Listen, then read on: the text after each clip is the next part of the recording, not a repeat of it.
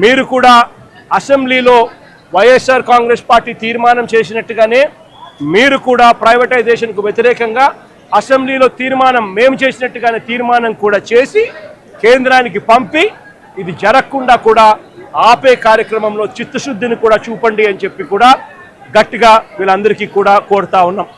ఇదొకటే కాదు, మేము ఇంత అడుగుతా ఉన్నా కూడా చంద్రబాబు నాయుడు గారి ప్రభుత్వంలో ఎక్కడైనా మానవత్వం లేక కోటి రూపాయలు ఇవ్వాల్సిన చోట వాళ్ళకు ఇవ్వని పరిస్థితి ఎక్కడైనా ఉంటే మాత్రం ప్రతి బాధితురాలికి ప్రతి బాధితుడికి చెప్తా ఉన్నా, ప్రతి అక్కకు ప్రతి చెల్లెమ్మకు ప్రతి బాబుకు చెప్తా ఉన్నా, బాధపడాల్సిన పనుల కొంచెం ఓపిక పట్టండి.